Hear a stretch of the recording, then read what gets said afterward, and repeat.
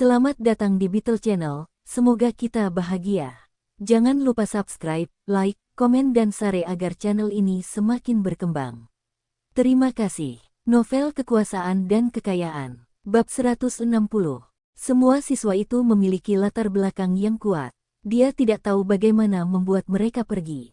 Namun setelah memikirkan kejadian ini beberapa saat, Dong Suebing merasa dia tidak seharusnya melakukan ini.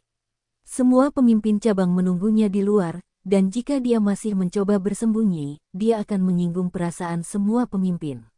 Terlebih lagi, Dong Suebing hanya kesal dengan keputusan Kepala Zen. Dong Suebing segera memakai celananya dan keluar dari toilet. Yan Lei sudah mencapai pintu masuk. Kepala Zen dan yang lainnya memandangnya.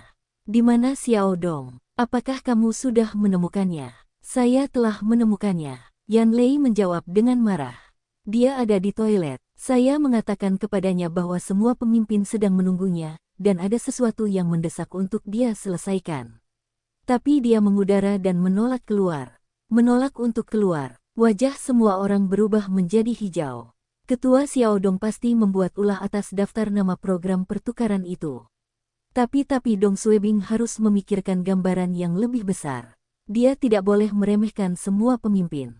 Su Yan berpikir sejenak dan menelepon Dong Suebing di ponselnya. Tapi tidak ada yang menjawab. Su Yan menelepon 3 kali, tapi tidak ada yang menjawab. Tiba-tiba, dia melihat Dong Suebing berlari keluar dari gedung utama menuju mereka. Zhen Angwo sangat marah dengan sikap Dong Suebing. "Ketua Dong, Anda benar-benar tahu cara mengudara. Kami semua menunggumu." Dong Suebing berhenti sejenak dan melihat semua orang menatapnya. "Ketua Zhen, apa yang kamu bicarakan?" Su Yan bertanya. "Mengapa kamu terlambat?" Dong Suebing menjawab, "Perut saya sakit dan buang air besar di toilet. Ketika sekretaris Yan datang mencari saya buang air di tengah jalan. Saat aku mendengar pimpinan mencariku, aku segera menyeka pantatku dan mencuci tangan sebelum berlari keluar. Saya bahkan tidak menyia-nyiakan 1 detik pun. Ketua Su, Anda tidak mungkin meminta saya keluar dari toilet tanpa mengenakan celana, bukan?" Su Yan segera menoleh ke Yan Lei. "Sekretaris Yan, apa yang sedang Anda coba lakukan? Anda mencoba mengarang cerita." Yan Lei mengira Dong Suebing akan keluar setelah 5 hingga 6 menit, atau bahkan tidak muncul. Dia tidak menyangka Dong Suebing akan keluar dari toilet secepat itu. Karena dia sudah mengatakan semua hal itu, dia harus menaatinya. "Saat saya melihat Dong Suebing tadi, dia menolak ikut dengan saya. Dia bahkan memarahiku." Dong Suebing membalas, "Saya buang air besar dan bahkan tidak menyeka pantat saya. Anda mendesak saya untuk segera meninggalkan toilet. Bahkan sebelum aku sempat mengelap pantatku, kamu berteriak, bahkan Ketua Zen tidak bisa memanggilmu. Anda memasukkan kata-kata ke dalam mulut saya. Kamu bergegas pergi sebelum aku bisa mengatakan apapun. Apa yang kamu ingin aku lakukan? Berjalan keluar bersamamu tanpa celanaku. Sekretaris Yan, kamu menjebakku." Semua pemimpin tahu bahwa mereka telah menganiaya Ketua Xiao Dong. Bagaimana mungkin seseorang bisa langsung meninggalkan toilet padahal sudah setengah buang air besar? Ini terlalu tidak masuk akal. Yan Lei panik. "Kamu bilang Dong Suebing menyela. Apa yang saya katakan? Cukup." Zhen Angwo berteriak, "Ini bukan waktunya untuk omong kosong ini." Su Yan kesal saat melihat Zhen Angwo masih berusaha membantu Yan Lei. Dia menatap Yan Lei selama 3-4 detik dan kemudian menoleh ke Dong Suebing. "Xiao Dong, kamu harusnya tahu apa yang terjadi di pagi hari. Jika kamu bisa mengeluarkan siswa-siswa itu dari cabang dalam waktu 5 menit dan menyelesaikan masalah ini secara damai, aku berjanji akan memberimu penjelasan atas semua yang terjadi kemarin dan hari ini." Semua orang mengerti apa yang dikatakan Su Yan. Itu tentang konflik antara Sekretaris Yan dan Kepala Xiao Dong. Dong Suebing tersentuh oleh kata-kata Su Yan.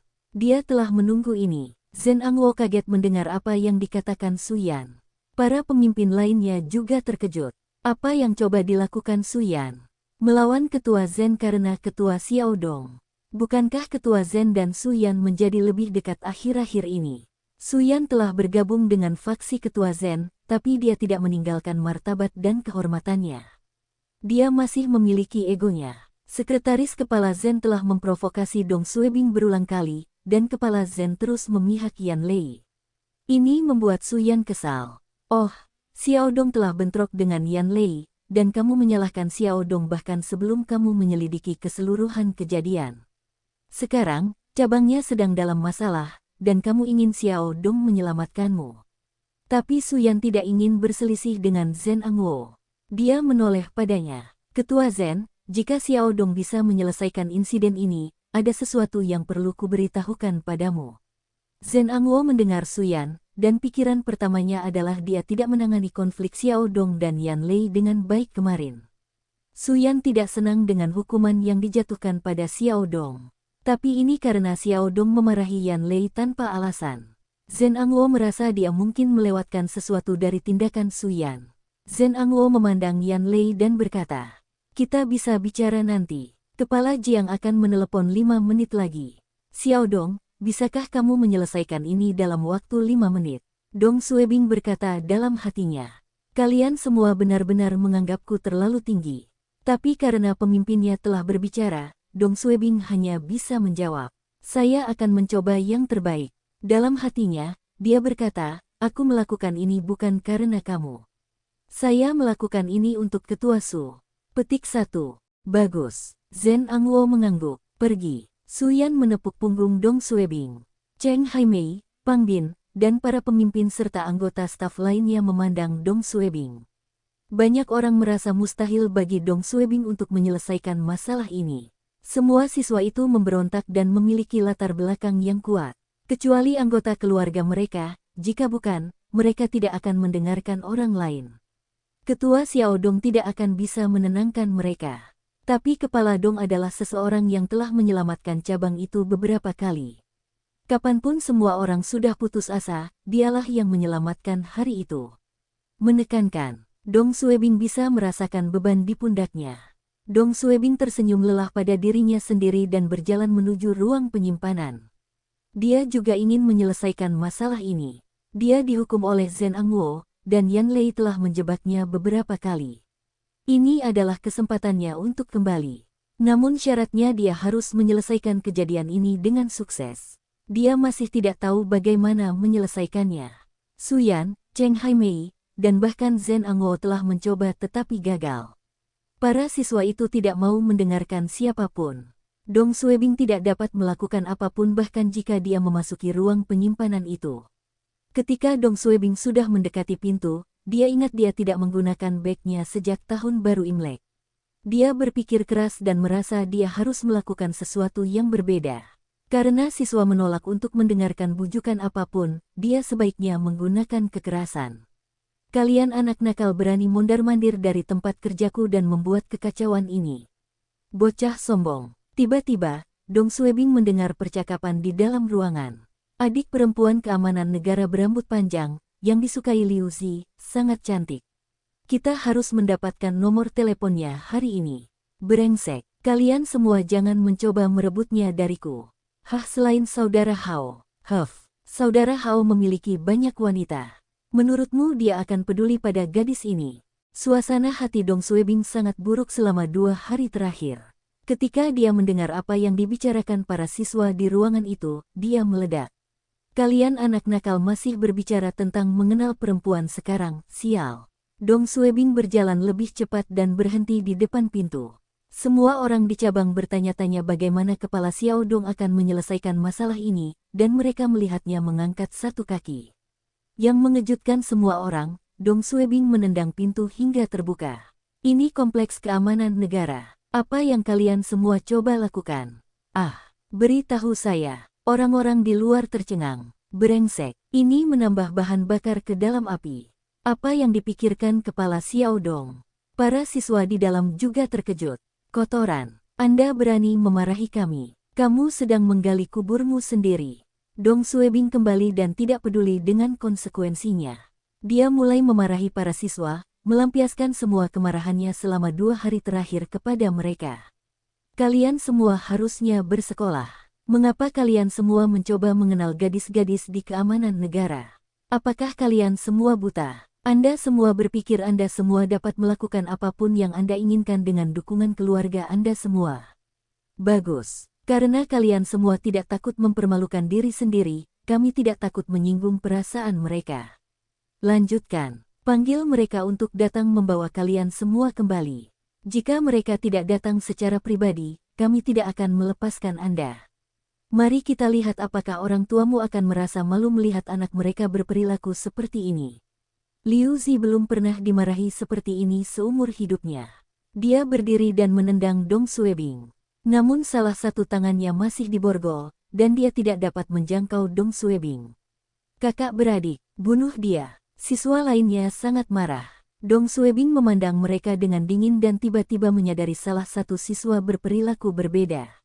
Dia menutupi wajahnya dengan tangannya. Dong Suebing merasa murid itu terlihat familiar dan menunjuk ke arahnya. Kenapa kamu menutupi wajahmu? Seorang siswa sekolah menengah nomor 15, yang paling dekat dengan Dong Suebing, berteriak. Kamu berani meneriaki saudara Hao. Saya akan membunuhmu. Dia bergegas maju dan mencoba menendang Dong Suebing. Saat Dong Suebing hendak menghindari tendangan itu, sesosok tubuh bergerak. Siswa itulah yang menutupi wajahnya tadi. Dia menendang siswa SMP nomor 15 itu dari sisinya. Semua orang tercengang dan bertanya-tanya mengapa saudara Hao menendangnya. Saudara Hao memandang mereka semua dan berteriak, "Berhenti!" Dia menunjuk ke Dong Suebing. "Siapa yang kalian semua coba bunuh?" "Ah, ini kakakku. Dia adalah kakak laki-lakiku, apakah kalian semua mengerti?" Saudara Hao ini, pemimpin para siswa ini, adalah adik laki-laki Xie Huilan, Xie Hao. Siswa lainnya berhenti. "Oh, saudara Hao, kami minta maaf. Kami tidak tahu." Xie Hao memandang Dong Suebing dan tersenyum malu. "Saudara Dong, kamu berasal dari distrik barat. Ini salah paham. Saya tidak tahu Anda bekerja di sini. Jika saya tahu, saya tidak akan pernah datang ke sini." Dong Suebing juga terkejut melihat Xie Hao. Tapi dia masih marah. "Brengsek, kamulah yang membawa mereka ke sini. Anda punya nyali untuk membuat masalah di keamanan negara. Apa yang sedang Anda coba lakukan? Kamu gila. Apa gunanya keluargamu menyekolahkan kalian semua? Apakah ini cara kalian semua membalasnya? Bagus. Kalian semua ingin membesar-besarkan masalah ini, bukan? Ingin anggota keluarga Anda datang dan menjemput Anda semua. Oke, saya akan membantu Anda semua melakukan itu." Dong Suebing mengeluarkan ponsel dari sakunya. Xie Hao panik. Dia dengan cepat menarik lengan Dong Suebing. "Kakak Dong, tolong jangan panggil adikku. Silakan." Xie Hao belum menelepon keluarganya untuk meminta bantuan sebelumnya. Dia pikir dukungan teman-temannya sudah cukup. Lebih penting lagi, dia tidak bisa memberitahu saudara perempuannya bahwa dia datang ke keamanan negara untuk merayu gadis-gadis. Bersambung, terima kasih telah menyaksikan dan mendukung channel ini.